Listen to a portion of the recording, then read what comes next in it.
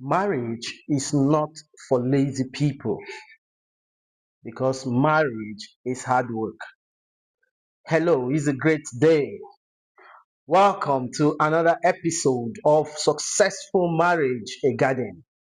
We've been extraying the allegory of the Garden of Eden, and today we want to look at gardens don't grow by accident. There is no garden that just shoot up without somebody speaking it forth or somebody doing something. In fact, that marriage is a garden is an indication that marriage is work. It's not just work, it's hard work.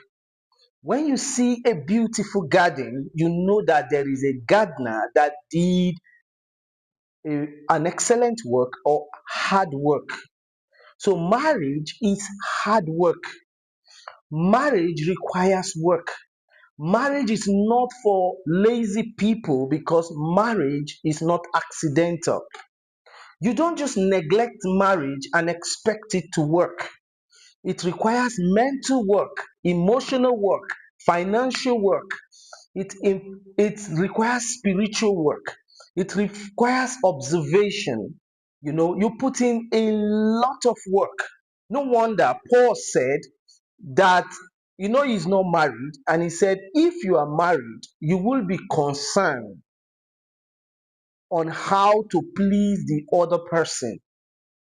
That means marriage is for you to come and work to make sure that the other person is pleased, is comfortable. I'm not talking about selfish pleasing, but I'm talking about doing a work that is deliberate, not to make the marriage frustrating for the other person.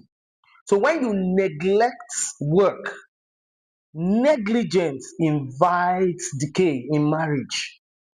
Once you neglect work, that marriage begins to decay because growth requires effort.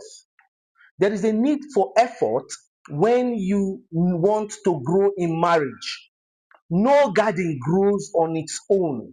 There is deliberate effort, deliberate work, because intentionality sustains marriage. People who don't want to work cannot marry. So don't think about marriage if you are lazy mentally. Don't think about marriage if you are not mature emotionally. That's why marriage is for men. It is